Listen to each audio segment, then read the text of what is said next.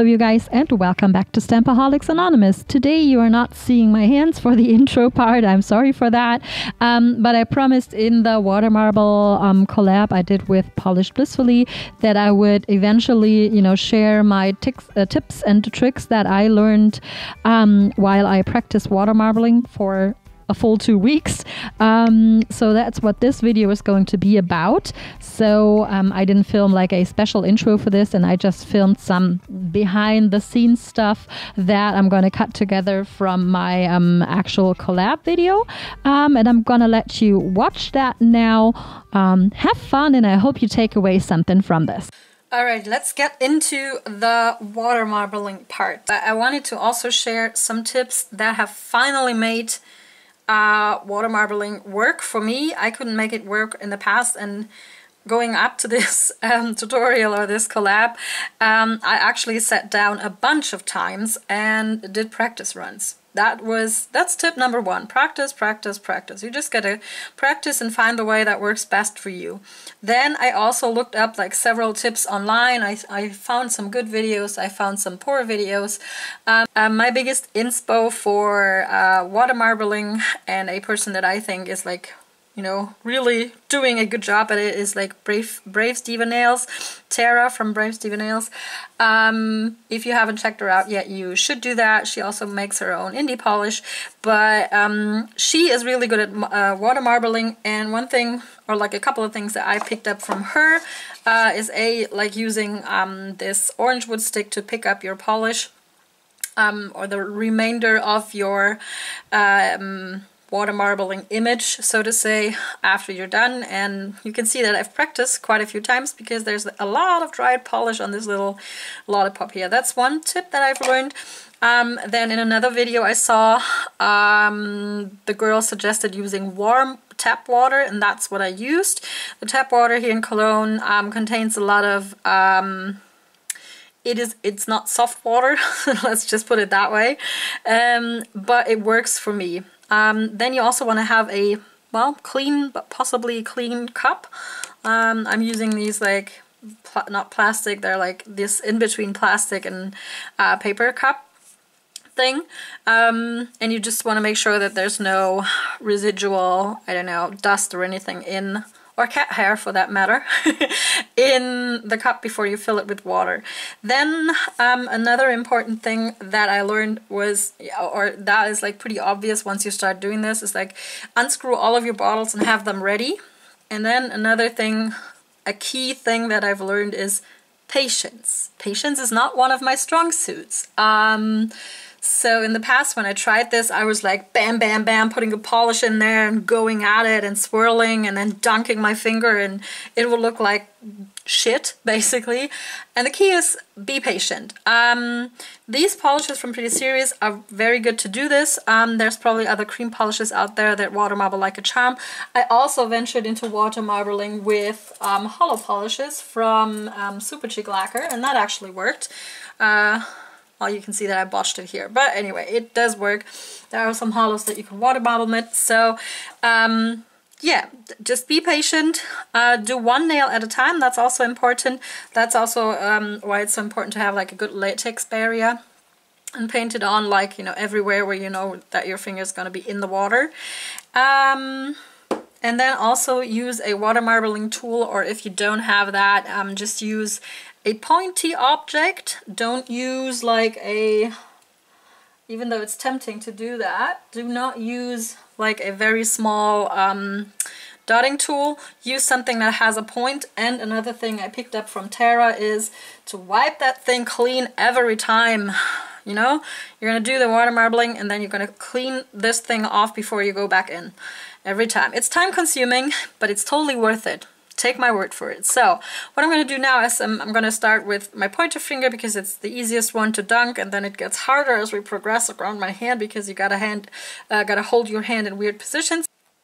Alright, so my 3 polishes are ready to go, unscrewed and ready to go. And the first thing I'm going to do is prep this nail that I'm going to start out with. I'm not going to prep all of my nails at a time because latex likes to stick to each other, to itself. Jeez.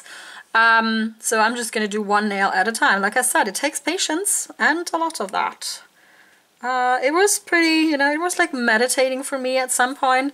I thought it would be really, really stressful, but after a while it just was somewhat relaxing for some reason.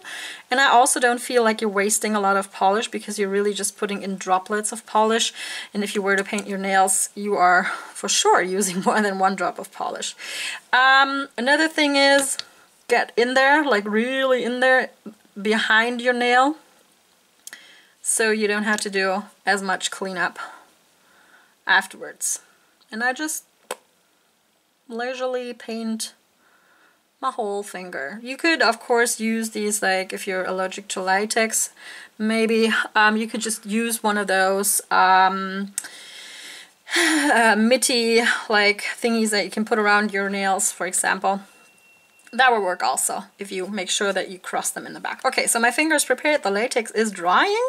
Okay, my finger is prepped and I can hardly move it because it's dried now. I have my bottles of polish up here.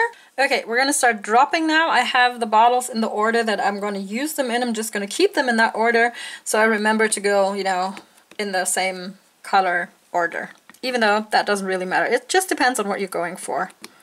And this is like my third attempt because something was wrong with the water and the polish wouldn't spread at all. But we're gonna see if it works now.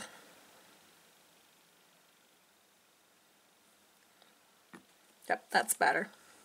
The first drop is just some kind of a, I don't know, background maybe, or like little polish pool for the other droplets to go into. I'm gonna do this rather quickly because I don't want it to dry too much, because that happened one time already.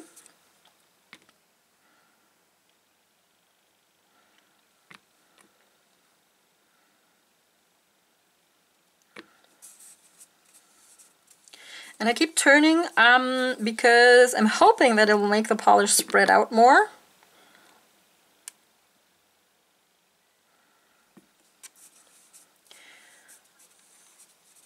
Okay, let's see.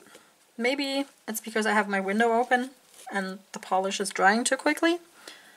Or maybe it's because of the lights. I don't know. So when you proceed to do your image, make sure not to pull beyond where the polish is. Yeah, this one is like dried too much. I don't know why that is. There we go. I'm gonna quickly try if I can get like one nail out of this.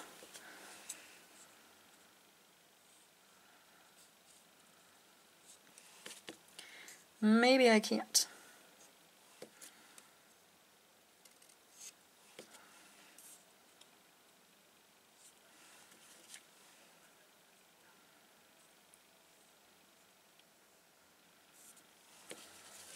Okay, when you dunk your finger, make sure to not move it in there. You dunk it and then you leave it in there. And then our little lollipop comes into play. Okay, I'm gonna dunk and hope for the best. And then you just leave your finger as is. Don't do anything with it and use your little lollipop to remove the rest of the image that is floating around.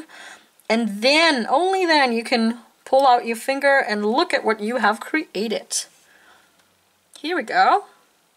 That looks water marbled, doesn't it? Goody. Moving along to the next finger, and I'm going to shut up now and just try my best at doing this. So that were my, tips and tricks that I have learned while practicing water marbling and watching other people do it, and just trying out different things that work for me. I just want to make it really clear that this is how it works for me.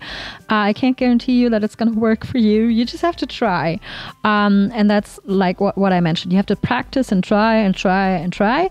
Yeah, and to make it work for you. And another thing that I realized was that, every other water marbling after that first failed attempt went like a charm. So maybe you need to prep your water, or just gonna accept that the first try is always gonna be, not worth it. And then afterwards your water is prepped properly and then you can proceed water marbling the rest of your nails you know, like really, really pretty. So that's all I got for you today, you guys. Thank you very much for watching. Let me know what you thought of this. Let me know how you succeed at water marbling, what your tips and tricks are, and how you make it work for yourself. Yeah, and that's it for today, you guys. I love you very much, and I will talk to you next time. Bye!